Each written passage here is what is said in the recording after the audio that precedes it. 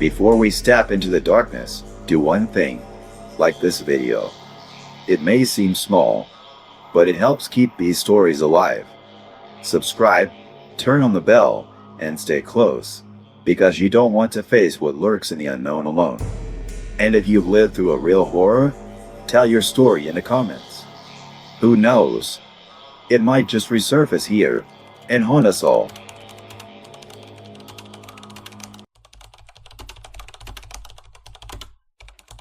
My name is Nathan Clark. I'm 31 years old, and I work as a wildlife photographer. My job takes me to places most people wouldn't dare to go. Untouched wilderness where nature rules and humans are intruders. I've always loved the thrill of isolation, of being completely alone with nothing but my camera in the wild. But my trip to the Grand Canyon in the summer of 2012 changed everything. I thought I was chasing beauty, something raw and unseen.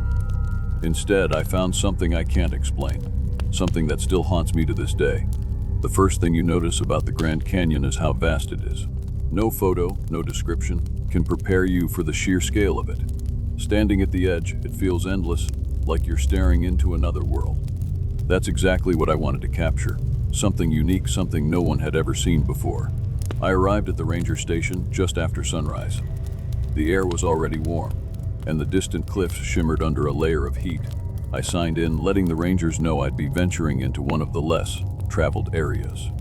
As I adjusted the straps on my gear, one of the rangers, a tall guy with a sunburned face and a weathered uniform, approached me.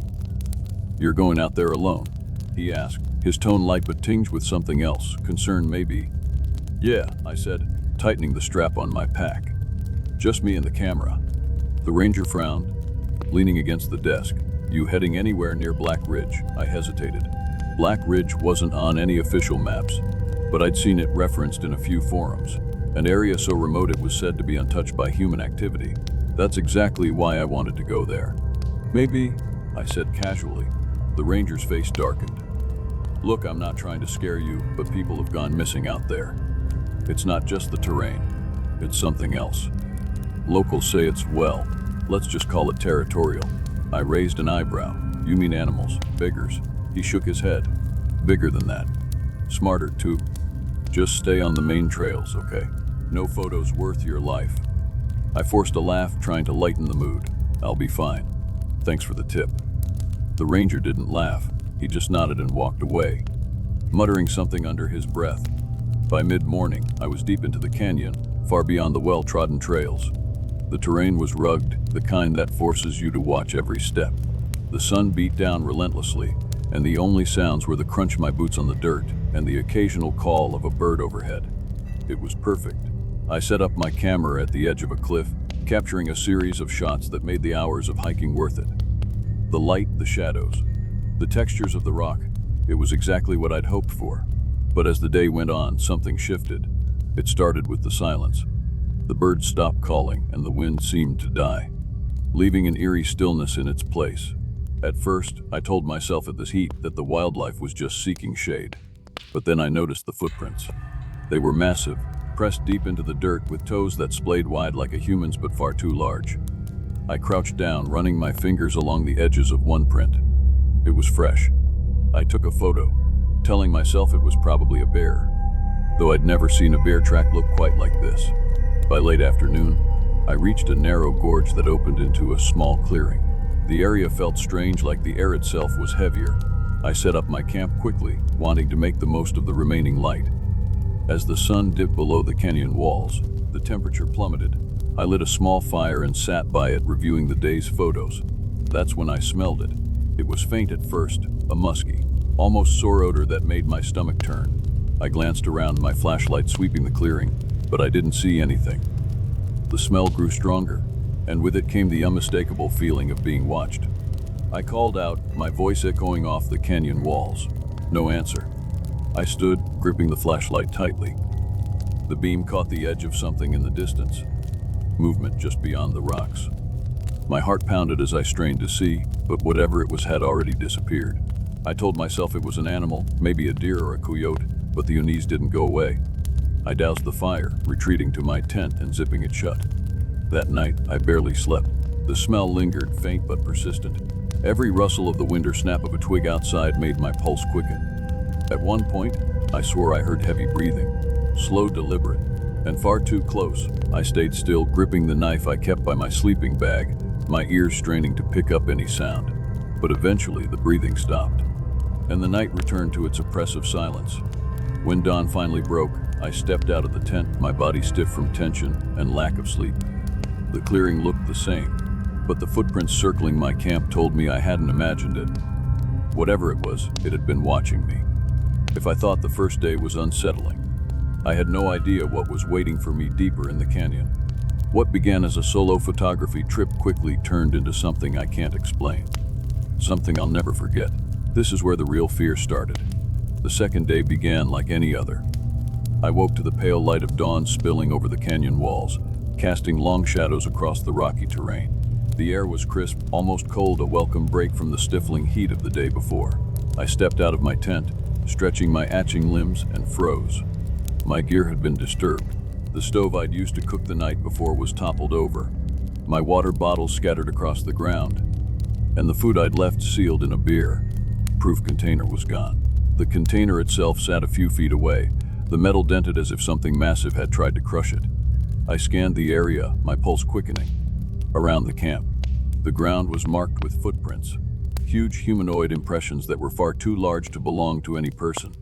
I knelt beside one, tracing the edges with my fingers. The toes were splayed wide, each one tipped with what looked like claws. My mind raced for a logical explanation or a bear, maybe, though I'd never seen prints shaped like this before. The musky, earthy smell I'd noticed the night before still lingered in the air, stronger now. It clung to everything, sharp and sour, making it hard to breathe. I shook it off. I had a job to do. The rest of the morning was uneventful, but the sense of unease stayed with me. Every snap of a twig, every rustle of leaves, made me stop and look over my shoulder. The canyon, which had felt so peaceful the day before, now seemed oppressive, like it was closing in around me. By midday, I reached a new section of the canyon, a narrow trail that wound between towering cliffs. The air was still, the silence so complete it felt unnatural. Even the wind seemed to avoid this place. That's when I heard it. A faint sound just beyond the bend in the trail. It wasn't the rustle of leaves or the scurry of small animals. It was heavier, deliberate. Footsteps. I stopped, my heart hammering in my chest. The sound stopped too. Hello. I called out, my voice echoing off the canyon walls. No answer. I took a few cautious steps forward, gripping my camera like it was a weapon. The trail curved sharply, and as I rounded the corner, I caught a glimpse of something. Just a fleeting shadow, tall and hunched, disappearing into the rocks ahead. I froze. My rational mind tried to make sense of it. A trick of the light, a stray animal. But deep down, I knew it wasn't either of those things.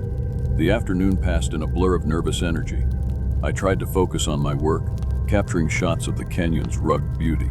But my hands shook every time I adjusted the lens. The feeling of being watched was impossible to shake. By the time the sun dipped below the horizon, the unease had turned to fear. I set up camp near a cluster of boulders, hoping they would provide some sense of security. The shadows stretched long and dark around me as I built a small fire, the crackling flames the only sound in the suffocating silence. I ate quickly, my appetite gone, and retreated to my tent. Outside, the fire flickered weakly, casting eerie shapes on the walls of the canyon.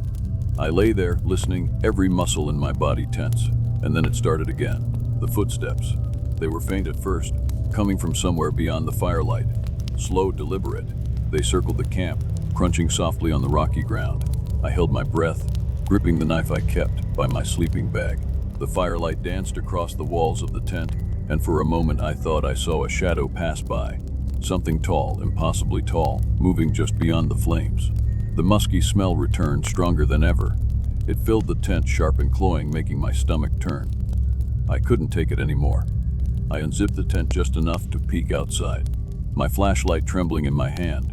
The beam cut through the darkness, illuminating the boulders, the fire, and the empty space beyond. Nothing. But I knew it was out there, watching. Waiting. I didn't sleep that night. When morning finally came, I stepped outside to find the ground around my camp covered in footprints. Those same massive, clawed impressions, circling closer and closer to my tent. The fire was cold, the ashes scattered, and the musky smell still lingered in the air. That's when I realized I wasn't just being followed. I was being hunted. This is it. The last part of my story. If you've been following along, you already know that I wasn't alone out there. But nothing I've said so far could prepare you for what really happened that night. What I saw, what I survived, it changed everything. This is how it ended. The silence in the canyon that night wasn't natural. It was the kind of silence that pressed against your ears, muting even the sound of your own breathing. I sat by the remnants of my fire, gripping my camera in one hand and my machete in the other. My heartbeat was loud, too loud, and every flicker of shadow felt like a threat. I'd seen it earlier that day, a massive humanoid figure darting between the rocks. Its movements were too fast, too deliberate to be an animal. And now, as the darkness closed in, I knew it was still out there, watching, waiting.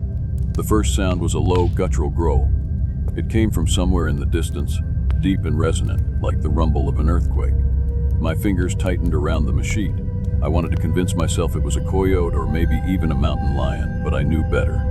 The growl came again, this time closer. I stood, the machete trembling in my hand.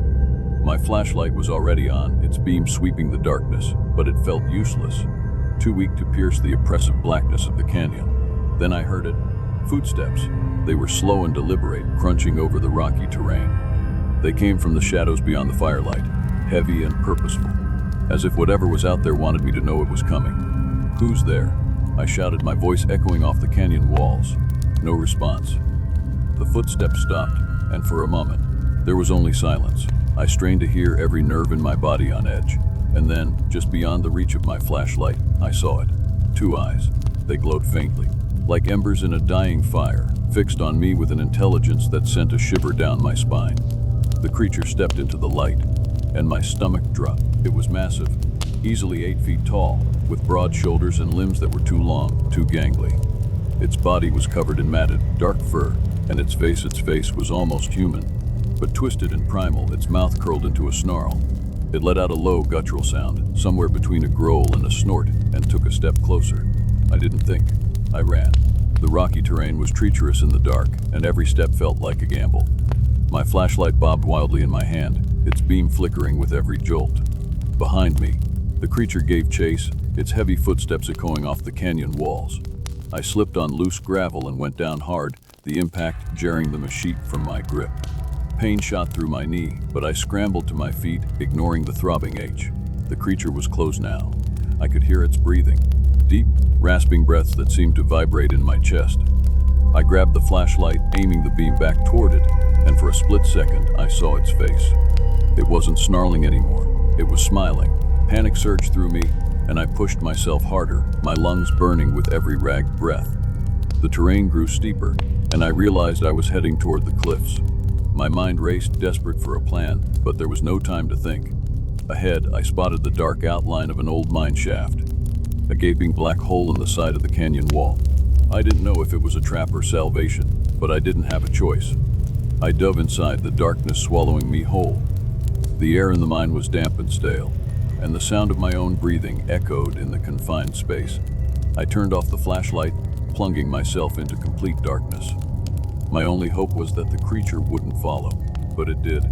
I heard its heavy footsteps outside the entrance, followed by the low, guttural growl that had haunted me all night. The sound grew louder, reverberating through the mine as the creature entered. I fumbled in my pack, my fingers shaking as I searched for the flare gun. When I found it, I held it tightly, my knuckles white. The footsteps grew closer. I could feel it now, its presence filling the space, the musky stench overwhelming me. I raised the flare gun, aiming blindly into the darkness, and pulled the trigger.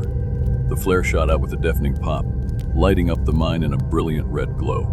The creature was there, just a few feet away. Its face twisted in rage as the light seared its eyes. It roared, the sound deafening in the confined space, and stumbled backward. I didn't wait to see what would happen next. I ran, following the faint red glow of the flare as it bounced off the walls.